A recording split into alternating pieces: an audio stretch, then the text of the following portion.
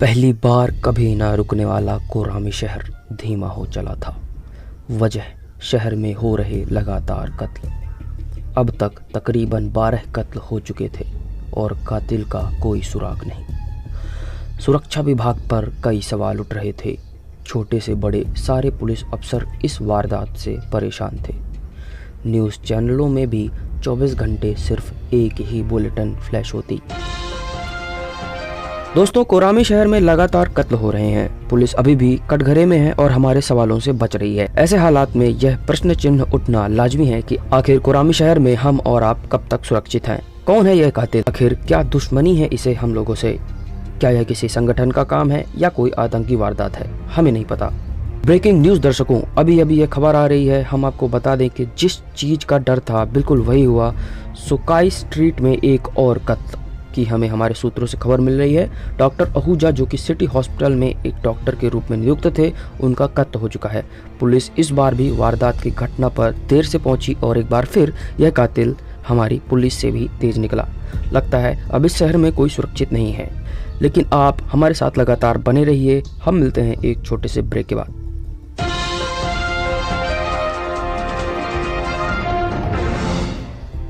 पूरा कोरामी शहर इस खबर को सुन खौफ में था। लोगों ने घर से बाहर निकलना कम कर दिया। शहर की गति थम सी गई थी। डॉक्टर आहूजा के घर के बाहर मीडिया का हुजूम उमड़ा हुआ था। घर के चारों तरफ पुलिस ने बैरिकेड लगा रखे थे।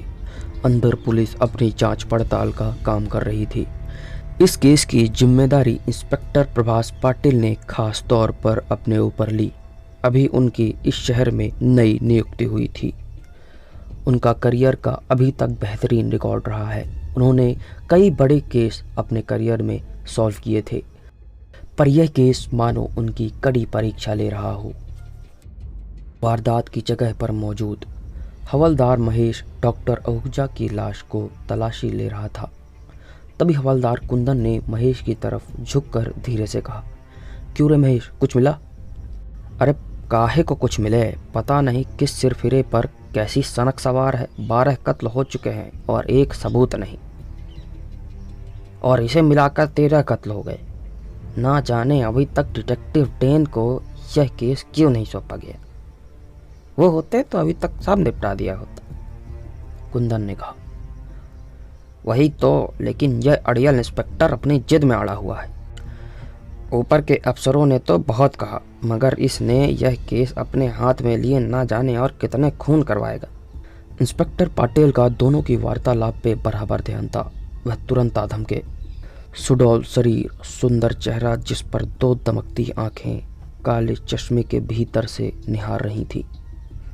उनकी आंखों में जवानी का जोश फूट फूट कर भरा हुआ था। भौहें तनी हुई तेज आवाज में उन्होंने कहा, बस बहुत हुआ, चुपचाप अपना काम करो, नहीं अभी सस्पेंड कर दिया जाओगे। और इंस्पेक्टर पाटिल बहुत ही खराब मूड से वहां से चले गए। महेश ने बुदबुदाया, सुन लिया क्या? क्या पता, अपना घोंघा थोड़ा कम नहीं कर सकता, अभी नौकरी खतरे में आ जाती। उसी शाम दिन भर की टेंशन समेटे हुए इंस्पेक्टर पाटिल अपने कलीग के साथ एक टपरी में चाय की चुस्कियों से दिन भर की खींच उतार रहे थे। सब इंस्पेक्टर माधव ने उनसे कहा, अरे सर, आप चिंता मत करिए, आपने पहले भी ऐसे कई केस सॉल्व किए हैं, यह भी कर लीजिएगा। अरे क्या कर लीजिएगा? यहाँ 13 कत्ल हो चुके हैं और एक ठोस लीड तक नहीं मिली। ना जाने यह कातिल आखिर करना क्या चाहता है, ना जाने कौन है, क्यों, क्या चाहता है ये। इंस्पेक्टर पाटिल अपना सिर पकड़कर बैठ गए। तभी उनका फोन बजा। यस सर, इंस्पेक्टर पाटिल ने अपनी आवाज दुरुस्त कर कहा। अरे क्या यस सर, 1 महीना हो गया, no leads, no progress in case. What are you doing Patil? अब ऊपर से दबाव बढ़ रहा है मेरे ऊपर। अब मैं ये केस डिटेक्टिव डेन को दे रहा हूँ। फोन की दूसरी ओर से डीसीपी की आवाज आई।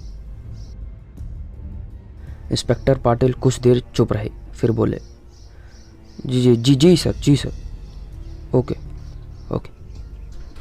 और इंस्पेक्टर पाटिल कॉल डिस्कनेक्ट कर निराश होकर बैठ गए। क्या हुआ सर? सर ने कहा, ये केस उन्होंने कोई डिटेक्टिव डेन को दे दिया है। पता नहीं कौन है ये डिटेक्टिव डेन। मीडिया अखबार हर जगह नाम सुन सुनकर एकदम पक चुका हूं मैं। अरे सर, आप डिटेक्टिव डेन को नहीं जानते? यार तुम शुरू मत कर देना। क्या कोई डिटेक्टिव कंपनी खोल रखी है क्या इसने? अरे नहीं सर, वो तो खुद में ही एक कंपनी है। अगले दिन वारदात की जगह अन्य कार्रवाई हो रही थी। तभी एक काली स्पोर्ट्स कार वारदात की जगह पर आ खड़ी हुई, जिसने सभी का ध्यान अपनी ओर खींच रखा था। इंस्पेक्टर पाटिल का ध्यान भी उस कार ने खींच लिया, जिसे मीडिया वालों ने घेर कर रखा था। कुछ देर बाद उस कार से एक आदमी निकला। इंस्पेक्टर पाटिल ने सब इंस्पेक्टर से कहा, क्या यही है तुम्हारा डिटेक्टिव डेन? अरे नहीं सर, ये तो असिस्टेंट है। तभी दूसरी ओर से दरवाज़ा खुला और एक लंबा आदमी काली हैट पहने, जो आधी आंखों को ढके हुए थी, काला कोट, जमीन छूता, काला ग्लव्स पहने, वह इंस्पेक्टर पाटिल के करीब आया और अपना हाथ बढ़ाकर अपनी पहचान बताई। Detective Dan, you must be inspector Patil. जी जी जी जी, detective inspector Patil. Inspector Patil ने अस्फुट स्वर में कहा, nice to meet you mister Patil. चलिए चलते हैं, देखते हैं आपको अभी तक इस केस में क्या हाथ लगा। इंस्पेक्टर पाटिल और डिटेक्टिव डेन चलते हुए वार्तालाप करते हैं। कोई अपडेट मिस्टर पाटिल? जी सर, पिछले 1 महीने से जो भी कत्ल किए गए हैं, सभी का कत्ल दूसरे से जुदा है। मतलब उन्हें अलग अलग तरीके से मारा गया है। एक और बात डिटेक्टिव, जिनका भी कत्ल हुआ है उन सभी के कपड़े एक ही कंपनी के थे, Oswal clothing wears. Oswal clothing and wears. इस इंफॉर्मेशन को अभी तक हमने गुप्त ही रखा है, क्योंकि इससे कंपनी वालों का काफ़ी नुकसान हो जाता। हालांकि वह हमारे संपर्क में लगातार है। डेन ने वारदात की जगह को अच्छे से जांचा और परखा। कुछ देर बाद उन्होंने इंस्पेक्टर पाटिल से कहा, अभी तक जितने भी मर्डर हुए, मुझे उन सब की बॉडी देखनी है। पर वह तो उनके परिजनों को सौंप दिया गया। और डॉक्टर आहूजा की बॉडी? जी, वह पोस्टमार्टम के लिए रेफर कर दी गई। कोई बात नहीं, मुझे उन सब की रिपोर्ट ला कर दो। अगले दिन डिटेक्टिव डेन उन सभी मर्डर्स की रिपोर्ट चेक करते हैं। सबसे पहले विक्टिम का गला घोंटा गया, उसके बाद डुबा कर मारा गया, कलाई काटी गई, चाकू, हार्ट अटैक, बिल्डिंग से धक्का देना, गला काटा गया और डॉक्टर आहूजा को फांसी से मारा गया है। किलर तो काफ़ी क्रिएटिव मालूम होता है। पुरुष और महिलाएं दोनों में कोई भेद नहीं किया इसने। डिटेक्टिव डेन गहरी सोच में पड़ जाते हैं। कुछ देर बाद उन्होंने कहा, असिस्टेंट अभिनव और इंस्पेक्टर पाटिल, मुझे सभी विक्टिम्स के कपड़े और वह सारी चीज़ें लाकर दो जो कत्ल के वक्त उन्होंने पहन रखी थी। इंस्पेक्टर पाटिल को यह अच्छा नहीं लगा कि कोई उन्हें ऑर्डर दे। आखिर वह भी ऐसे कई केस सॉल्व कर चुके हैं, भले ही दुर्भाग्य से यह केस उनके हाथ से चला गया हो। क्या सोच रहे हैं इंस्पेक्टर पाटिल? डेन ने पूछा। जी जी जी जी, कुछ नहीं कुछ नहीं। इंस्पेक्टर पाटिल ने महेश और कुंदन को डिटेक्टिव अभिनव के साथ भेज दिया। डिटेक्टिव डेन ने इंस्पेक्टर से पूछा, इंस्पेक्टर साहब, आखिर कितने तरीकों से आदमी की मौत हो सकती है? पाटिल ने जवाब दिया, ऐसे तो कई तरीके हैं किसी की मौत के। अरे नहीं, मेरा मतलब और कौन कौन से तरीके ऐसे बचे हुए हैं जिसका इस्तेमाल वह किलर आगे भी कर सकता है? इंस्पेक्टर ने कहा, जी पॉइजनिंग और गोली मारना भी 2 ही तरीके मेरे ख्याल से बचे हुए हैं। बाकी किलर की क्रिएटिविटी पर निर्भर करता है। तभी डिटेक्टिव अभिनव, महेश और कुंदन वहाँ पहुँच जाते हैं। डिटेक्टिव डेन एक एक कपड़े का ध्यान से गुमान करते हैं और कुछ देर जांच पड़ताल के बाद वह इस अंजाम तक पहुंचते हैं, पाटिल साहब, आपने अपने इन्वेस्टिगेशन में एक छोटी चीज़ नज़रअंदाज कर दी। अगर आप ध्यान से देखें तो इन सभी कपड़ों की कंपनी ओसवाल वियर्स के साथ उन कपड़ों के रंग भी एक ही जैसे हैं। वहाँ मौजूद सभी लोग चौंक जाते हैं। नीला जीन्स, नीला सलवार, नीला वेस्ट, टाई और नीला। इंस्पेक्टर पाटिल की नज़रें झुक जाती हैं। ओसवाल वियर्स के साथ नीला कलर भी कॉमन है और सभी के मारने के तरीके अलग। डिटेक्टिव डेन ने पाटिल से पूछा। अच्छा एक बात बताइए इंस्पेक्टर पाटिल, इन सभी की मौत में कितने समय का अंतर था? इंस्पेक्टर पाटिल ने फाइल जांच कर कहा, जी 1 हफ्ता। और मौत का समय?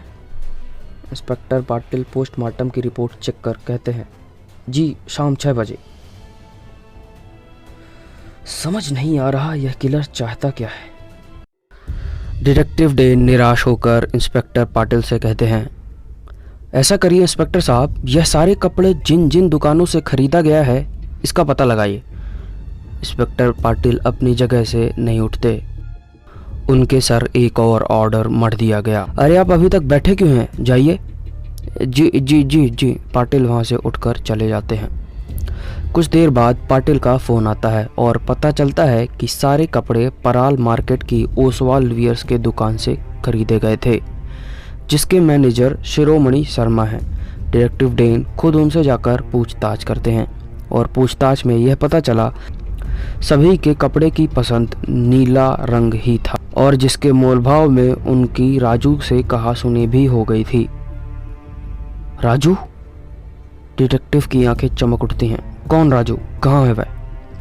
जी सर, वह यही 20-22 साल का लड़का था। यही करीब 5 या 6 महीने पहले ही आया था। हमने उसे दुकान पर रखा और कस्टमर के साथ खराब बर्ताव होने के कारण उसे पिछले महीने ही निकाल दिया था। उसे यहाँ रखने से पहले कुछ तो वेरिफिकेशन रखा होगा आपने? नहीं सर, वो कम दाम में वह काम करने को तैयार था तो। डिटेक्टिव डे ने उस समय शिरोमणि शर्मा को इस गलती पर बहुत डांट लगाई और कहा, राजू को यहाँ आने के बाद से जितनी भी खरीदारी हुई है मुझे उन सभी की डिटेल्स चाहिए तुरंत। जी जी जी सर, अभी देता हूँ। कुछ दिन ऐसे ही जांच में निकल जाते हैं और हफ्ता भी खत्म होने को आता है, अर्थात एक और कत्ल होने ही वाला है। डिटेक्टिव डे सभी पुलिसकर्मियों को कहते हैं कि मीडिया में यह रिलीज़ कराओ कि कोई भी ओसवाल वियर्स का नीला कोई भी कपड़ा नहीं पहनेगा। इंस्पेक्टर पाटिल बीच में ही बोलते हैं, पर सर ऐसे तो ओसवाल वियर्स को काफ़ी घाटा। बस जो भी हो, आदमी की जान से ज़्यादा ज़रूरी कुछ भी नहीं है। पाटिल, पिछला कत्ल संडे को हुआ था, आज संडे है। 6 बजने को करीब 5 घंटे बचे हुए हैं। शहर में जल्दी लॉकडाउन कराना होगा। मुझे डिस्ट्रिक्ट कलेक्टर से बात कराओ तुरंत। और तुम पाटिल मेरे साथ चलो। कहाँ? रास्ते में बताता हूँ। अचानक कुछ ही मिनटों में मीडिया में यह बात फैल गई कि किलर सिर्फ नीले कपड़े पहनने वाले लोगों को ही मारता है, जिन्होंने ओसवाल वियर्स की कंपनी का कपड़ा पहना है। सारे शहर में अफरा तफरी का माहौल हो गया। डिस्ट्रिक्ट कलेक्टर ने डिटेक्टिव डेन के कहने पर शहर में 1 दिन का लॉकडाउन लगा दिया। मगर डिटेक्टिव राजू का सारे शहर में पता कहाँ चलेगा? और आपको क्यों लगता है कि उसी ने कत्ल किया होगा? क्योंकि अभी तक सारे सबूत उसी के खिलाफ हैं इंस्पेक्टर। और कुछ ही देर में राजू को अपने घर में ही गिरफ्तार कर उसे पुलिस स्टेशन ले जाया गया। शाम के 6 बजने में महज 10 ही मिनट रह गए थे। राजू गिड़गिड़ा रहा था कि यह कत्ल उसने नहीं किए हैं। इंस्पेक्टर पाटिल समेत कई लोगों ने राजू से पूछताछ की। अचानक सभी का ध्यान घड़ी पर गया। 6:05 का समय हो चला था और अभी तक न्यूज़ में किसी भी चैनल में वारदात की खबर नहीं मिली थी। कैसे आएगी? किलर को तो हमने दबोच रखा है, हवलदार माधव ने कहा। तभी वहां पर मौजूद सभी की नज़रें टीवी स्क्रीन पर चिपक जाती हैं। ब्रेकिंग न्यूज़, शहर में एक और कत्ल। डाउनटाउन इलाके में एडवोकेट समीर सिन्हा की स्लो बॉम्ब ब्लास्ट से मौत। बताया जा रहा है कि उनके सिर के परखच्चे उड़ चुके हैं, जहां बाकी धड़ सही सलामत है। ऑफिस पर मौजूद डिटेक्टिव डेन समेत सभी अधिकारी, स्टाफ, अफसरों की जान सूख गई। पूरे ऑफिस में सन्नाटा था। सभी राजू को घूर रहे थे, पर वह तो यही है। और कब से यही गिड़गिड़ाया जा रहा है कि उसने यह सारे कत्ल नहीं किए। हर तरफ अफरा तफरी का माहौल था। सभी वारदात की ओर भागे। इधर क्राइम सीन में मीडिया का जमघट लगा हुआ था। इंस्पेक्टर पाटिल ने एडवोकेट सिन्हा के बचे हुए शरीर की तलाशी ली, पर इन्होंने तो कोई नीला कपड़ा नहीं पहना। वहां मौजूद सभी लोग हैरान थे। ऐसे कैसे हो सकता है? क्या इस किलर ने अपने उसूलों के साथ समझौता कर लिया? डिटेक्टिव डेन ने एडवोकेट सिन्हा की ट्राउज़र उतार दी और वहाँ पर खड़े सभी लोग यह देख स्तब्ध थे कि सिन्हा ने नीली अंडरवियर पहन रखी थी, जो कि ओसवाल कंपनी की थी। वहाँ मौजूद सभी के चेहरे अवाक थे, मगर डिटेक्टिव डेन के नहीं। उन्होंने तुरंत सभी ऑफिसरों को अपने ऑफिस बुलाया, जहाँ राजू को बांध कर रखा गया था। डीसीपी समेत कई बड़े अधिकारी वहाँ पहुँच चुके थे। राजू तो यही है, फिर यह कत्ल कैसे हो सकता है? डीसीपी ने पूछा। सभी के चेहरे पर सिर्फ एक ही सवाल था, आखिर इतने मुस्तैदी के बाद भी कातिल एक और मर्डर करने में कामयाब कैसे हो गया? सभी की आंखों में डिटेक्टिव डेन से इन सारे सवालों के जवाबों की आशा थी। कुछ देर बाद मौन रहने के बाद डिटेक्टिव डेन बोले, यह कत्ल हल्के ऑक्सीडाइजिंग एजेंट से बने हुए स्लो टाइम बॉम्ब से हुआ है। इसका मतलब कातिल को शहर में लॉकडाउन लगने का पहले से ही पता था, जिसके हिसाब से उसने अपनी इस कत्ल की प्लानिंग की। चूंकि एडवोकेट समीर को भी यह पता चल चुका था कि ब्लू क्लॉथ किलर सिर्फ नीले रंग के ओसवाल वियर्स पहनने वाले लोगों को मारता था, इसलिए उन्होंने अपनी अंडरवियर पर ज़्यादा ध्यान नहीं दिया, जो ओसवाल वियर्स और ब्लू थी, और यहीं पर वह सबसे बड़ी गलती कर बैठे। अब भले ही सारे सबूत राजू के खिलाफ हैं, पर वह यहाँ 2 दिनों से कैद है, मतलब लॉकडाउन से पहले। फिर किसने किया है यह कत्ल डिटेक्टिव डेन? डीसीपी अधीर हो उठे। जी, वह कातिल यहीं पर मौजूद है डीसीपी साहब। वहां पर खड़े सभी अधिकारी व अन्य पुलिसकर्मी यह सुन दंग रह गए। अचानक ऑफिस के अंदर का नाफूसियां होने लगी। सभी एक दूसरे को शक की निगाहों से देख रहे थे। हवलदार महेश कुंदन के साथ इंस्पेक्टर पाटिल के भी होश उड़े हुए थे। कौन है वह डिटेक्टिव? डीसीपी ने पूछा। अभी बताता हूँ।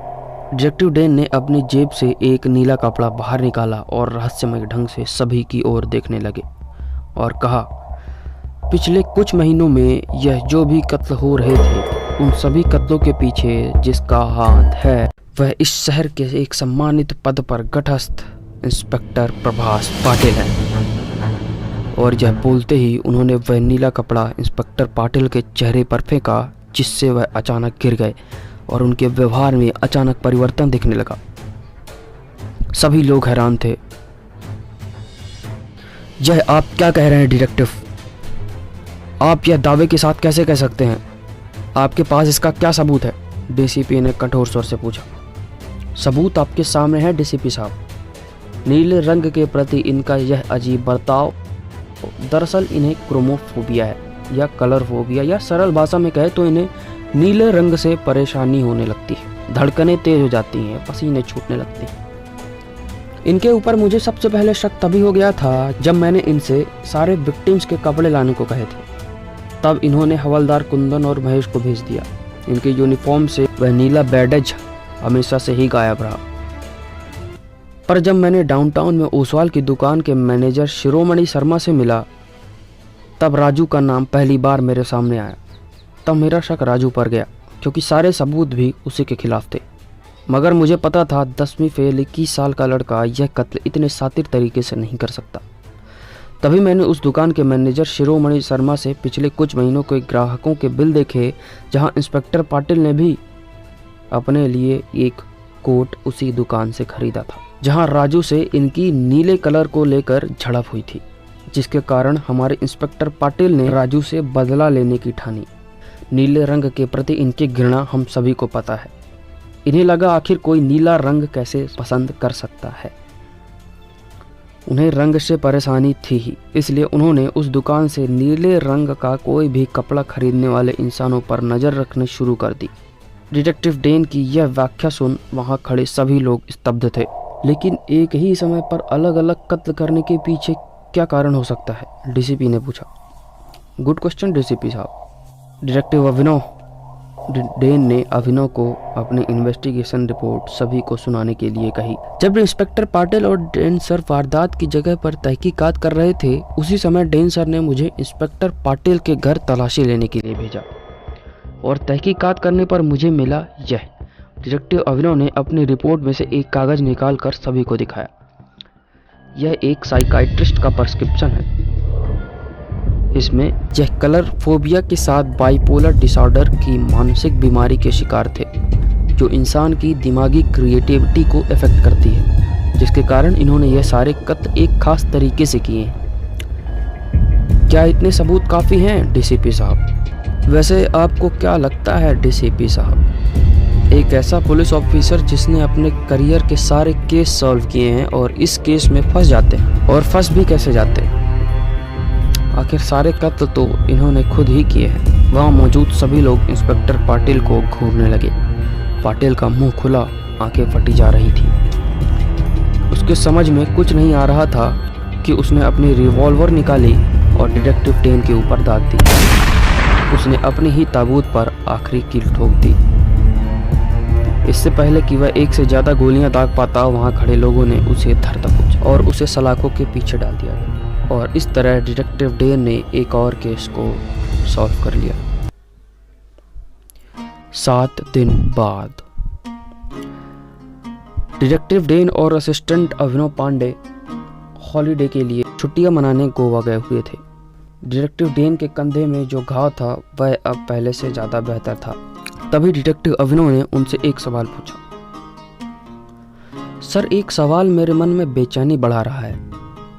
इन्वेस्टिगेशन के दौरान तो ना जाने कितनी बार अफसर, अधिकारी, स्टाफ ने नीले रंग की ड्रेस पहनी हुई थी।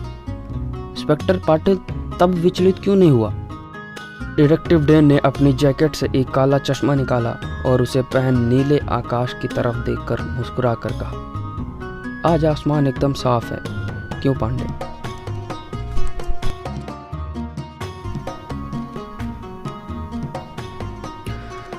धन्यवाद दोस्तों। अगर आपको यह कहानी अच्छी लगी तो वीडियो को लाइक करिएगा, शेयर करिएगा और चैनल को सब्सक्राइब करिएगा, ताकि मैं आगे और भी ऐसी कहानियाँ आपके लिए लाता रहूँ।